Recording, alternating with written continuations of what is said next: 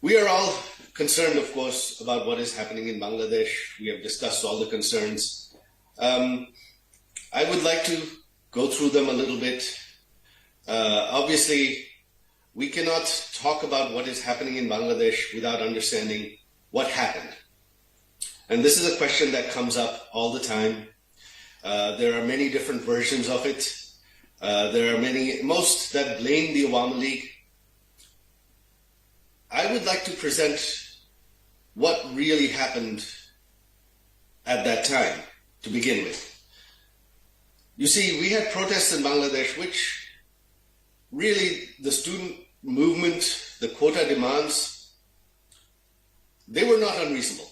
They were a legitimate demand. The old quota, it was frankly quite archaic and didn't make sense. However, our government, the fact that most people don't know is that our government had removed those quotas years ago. It was the courts that reinstated those quotas based on a case by the families of freedom fighters. Where our government failed was in the communication and the messaging. We did not say anything about it at all. We left it up to the courts. And this let the movement brew. That was failure number one on our part. Then you had the opposition, the Islamists, and even our good old CIA jump in, turn the movement violent. You had militants who were armed start attacking police stations. And if you listen to the audio recordings of my mother that were presented in court, you hear the discussions about armed militants attacking police stations. And at that point, the situation became violent. There were innocent protesters, innocent civilians that were hurt. All deaths are regrettable. Our government did not want any deaths, but it happened. The violence was initiated by the militants, not by the government. Anyhow, we are here today to talk about the future, the current situation. You've seen in the past year and a half, we've had an unelected regime holding on to power without any mandate. Not just that, one of the first things this regime did was release all convicted terrorists from prison. These were terrorists who had been convicted of attacks such as the attacks on the Holy Artisan Bakery in 2016, of the killing of bloggers, of the killing of a local US Embassy staff member. Our Awami League government hunted them down, arrested them, tried them, sentenced them to jail. But this regime released them. And why did they do that? Because this regime is backed by the Islamists, by the extremists. They form the nucleus. I've been asked this again, do you think the protesters were Islamists and militants? No. The protesters themselves weren't Islamists and militants. But the Islamists and militants jumped in behind the protests because they have been on television in Bangladesh, on Facebook, taking credit that if we did not cause violence, if we did not kill the police, if we did not burn down structures, the revolution would never have succeeded. They have said that openly. And so then, Yunus and the regime, they owe a favor to the Islamists. They are backed by the Islamists. And the current regime in Bangladesh is essentially an Islamist regime. The Islamists are already in power in Bangladesh. They try to defer blame for the violence on mob justice. Yunus's own spokesperson refers to them as pressure groups. So they exert pressure on behalf of the government for the government's agenda by beating people up and killing them. Judges, if you don't rule the way we want, we will surround your house and threaten to beat you up. Anyone who speaks against us, including the media, We will beat you up, burn down your media house. It happened right during August of 2024. Several progressive television and news outlets were burnt down. And more recently, the two largest dailies, the Protomalo and Daily Star, their offices were set on fire. Now you have elections. You have everyone, many people within the country sort of have a sense of relief that if the elections happen, at least we will be saved from this regime. But what is the reality of the situation? The reality of the situation is that they blame the Awami League. We have to ban the Awami League because the Awami League kills students. I take full responsibility for that. Many students, innocent people, died during the protests. But many police officers, many of our own activists were also killed. The UN report lists 1,400 killed. But the UN report includes hundreds killed from August 5th to August 15th. 10 days after our regime, after our government was no longer in power. Those were our activists. Those were police officers. The UN report, in a blanket statement, blames even the killing of police officers and the Awami League's own activists on the Awami League when the Awami League was no longer in power. That is how ridiculous the situation is. But anyhow, our government had promised, my mother herself had promised justice. Our government had formed a judicial committee to investigate all killings. The killings by police, the killings of the police, the killings of all civilians, all party activists, regardless of party. Our government did not give indemnity to anyone. We promised justice.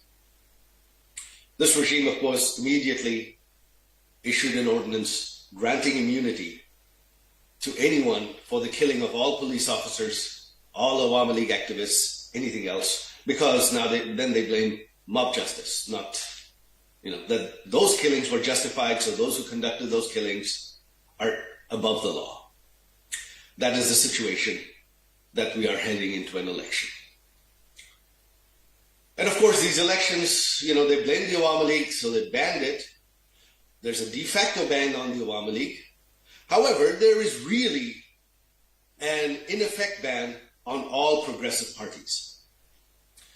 It is a two-horse race, just BNP and Jamaat-e-Islam. Jatiyo Party, the third largest party in the country, their offices have been burnt down. Many of their leaders are behind bars. Many of their leaders' homes have been burned down. They are not allowed to conduct any election activity, speak in public. Other smaller parties, all progressive parties, are being suppressed. This is a very, very one-sided election. This is not really an election at all. And what are the likely outcomes of this election? On one hand, you have the BNP, which is one of the largest parties in Bangladesh. Sooner or later, the BNP would have come to power. That was inevitable, which is fine. However, here is a point to note. You see, why is the U.S. Embassy and the U.S. State Department championing BNP and Tariq Rahman so much? There's a very simple reason for that. You see, Tariq Rahman was convicted based on evidence provided by FBI agents who had traveled to Bangladesh to testify against him in court. So the US has plenty of evidence to charge him with corruption and other things. They have chosen not to do that. Why? Because they have that in their hand. Under US law, the US takes upon itself the power that they can charge any foreign person in any country, including a head of state, and go arrest them. They have done that several times. In Panama, even recently in Venezuela. I'm not debating whether those people deserved it or not, but the fact is the US can do that. So what does that make the BNP? That, you see, until recently, the BNP had vehemently opposed this referendum which would, without representation, change the constitution of our country. You see, our constitution has no scope for a referendum. Our courts have ruled that the referendums the military dictators held in the 80s and 90s were unconstitutional. This regime is trying to hold a referendum again, even though it's not in the constitution. Courts have ruled that the referendums are unconstitutional, because that is the only way they can legitimately try to legitimize amending the constitution. And of course, in order to amend the constitution, you have to have a 2/3 majority. Well, if it was a fair election, it's almost impossible for one party to win a 2/3 majority on its own. There would have to be compromise. In this scenario, there isn't. So what you have now is Tariq Rahman and the BNP, who for months had vehemently campaigned against this referendum, just a few days ago made a complete turnaround and said, yes, vote for yes for the referendum. Until now, they had been telling their voters to vote no. Just a few days ago, Tariq Rahman himself announced, vote yes. Why? Because the Americans really want this referendum. The State Department really wants this referendum. Why? It weakens the powers of the Prime Minister. It weakens the government. It makes a single-party government almost impossible, so that there would always be a coalition government in Bangladesh, which would always be a weak government that can be controlled. And Tariq Rahman, at this point, really has to follow the bidding of the US Embassy in Bangladesh, and even when he's Prime Minister, he will have to continue to do that, because if not, the US can always bring up the corruption charges against him and simply arrest him from Bangladesh and put him in prison in the United States. This really is the dream scenario for the US State Department, to have a Prime Minister whom they have that much control over that they can arrest anytime and bring to their prison, in which case he cannot dare go outside anything they ask. On the other hand, you have Jamaat. Now, mind you, historically, Jamaat has never had much of a vote base. Jamaat polls at 5 to 10% in the country. They have 5 to 10% vote throughout the constituencies, but they have very few stronghold constituencies. If the Awami League were running, Jamaat would be confined to 5, maybe 10% of the seats. Even without the Awami League running, their poll numbers are at about 17%. So 10 to 15% of the seats is the maximum that Jamaat can hope to achieve with all parties running. Which is why it was really critical for this regime that is backed by Jamaat to ban the Awami League. Their polls conducted by everyone else, showed that BNP wasn't really gaining in popularity. BNP is stuck at about 20%. Jamaat is stuck 15 to 20%. That's only 40 or so percent of the vote. There's over half the country that is either undecided, or in the last few polls, almost 18, 20% refuse to say who they're going to vote for. Now, why are these people refusing to say? Because there's such a climate of fear that if they say they want to vote for the Awami League, they are likely to be attacked. And even in this climate of fear, 11% said they would vote for the Awami League. Which is why it was critical for this regime to ban the largest progressive party, because there was actually a possibility that the Awami League, in a free and fair election, the Awami League might actually win. They could not take that risk. So now Jamaat is hoping that because they are within a few percent of the BNP, that perhaps if they can rig the elections a little bit, they can come to power. You've already seen this regime, for the first time in the history of Bangladesh, has allowed postal votes. Now, why have we not done postal votes in Bangladesh before? Because in Bangladesh, unlike other countries, it is very, very difficult to verify postal votes. You have no idea where those votes went, who filled them out, who sent them back. They're just tied to an NID number. And already there have been many videos that have surfaced online of thousands and thousands of postal votes, especially in Middle Eastern countries, at one location being opened and being pre-filled for Jamaat and for yes in the referendum by groups of people. That is what is the reality. And why use postal votes? Because if you do regular ballot stuffing during election day, it's too visible. Too many cameras, too many journalists. That will be too noticeable. Postal ballots, foreign observers have no insight. Journalists don't get to see. They have nothing. They just get the count from the election commission, and they have to believe it. So we have the issue of what happens if Jamaat comes to power. Well, regardless of whether Jamaat comes to power or not, without the Awami League and the progressive parties, Jamaat is going to gain. Jamaat is going to gain outside influence in Bangladesh, which they would have no chance of otherwise. From where they might have had 10, 15, 20 seats maximum, now, who knows? They are going to perform far beyond what their actual popularity will allow. You have heard Jamaat Samir recently made derogatory comments against women. They have done that repeatedly. Their charter calls for the establishment of an Islamic state based on Sharia law. That is Jamaat's goal. You see, the one thing people don't understand, as Muslims, you see, we are normal people. Most Muslims, moderate Muslims, when we talk about our opinions, when we form a political party, we base it on our political beliefs, that we are liberal, we are conservative.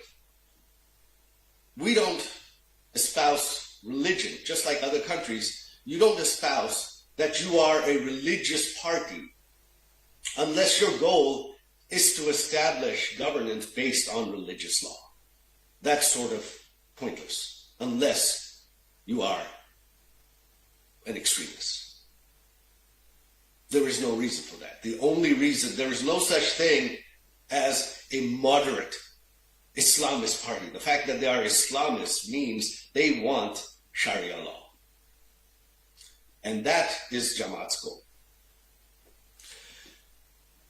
You have seen this regime that is backed by Jamaat release all terrorists. You have had Al-Qaeda operatives known to the US, known to all foreign intelligence, operating freely in Bangladesh under this regime. You have had Lashkar-e-Taliban commanders speak at public rallies in Bangladesh. That is what is happening. And for India, this should be very, very alarming. That regardless of whether BNP comes to power or not, Jamaat is going to have outside influence. And the BNP regime is going to be a puppet of the US Embassy. So Jamaat is going to have a complete free hand to do whatever they want. Pakistan is going to have a free hand to do whatever they want in Bangladesh. And this has some very, very serious security implications for India, for its eastern border. Now, many in this government, in the Indian government, of course, feel that they're doing their best, but it's not possible. It may not. These elections are impossible to stop. Well, the fact is, the international community now needs to denounce these elections as not free and fair. Not just because the Awami League is banned, but because all progressive parties are banned. They have a, in effect, ban. This is not an election. This is a show. And if you allow this show to move forward, if you allow this to happen, if you do not denounce it ahead of time as unfair, that not unacceptable, then they are going to go ahead. And you are going to have a stage-managed government. After that, what will happen to Bangladesh becomes very murky. How long that will continue? Again, impossible to predict. The Awami League itself is not going anywhere. The Awami League has 40% of the vote bank.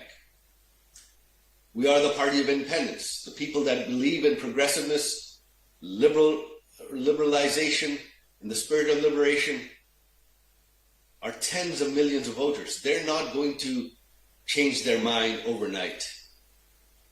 Not even in a few years. It takes decades. But in the meantime, for those 5-10 years, what is Bangladesh going to become like? On one hand, you will have a weak government that is a foreign puppet. And on the other hand, you will have Islamists bringing in terrorists, conducting Islamic terrorist activity, trying to impose Sharia law. Minorities will be persecuted. Minorities will be fleeing the country. This is something that Jamaat, this is something that's been ongoing throughout. The only time in Bangladesh's history when minorities were absolutely safe, were the most safe, were the 17 years of the Awami League government. The only time in Bangladesh's history when Bangladesh was free from terrorism were the 17 years of the Awami League. The only time in India's history when its eastern borders were safe from insurgency from Bangladesh was during the Awami League's 17 years. These are facts. So I would like to thank the authors of this book for bringing out many of these facts to light. I would like to thank you in the audience for coming here to listen to me, to my message. And I would like to appeal to the international community that if you do not speak out against these elections now, where there's less than 11 days to go,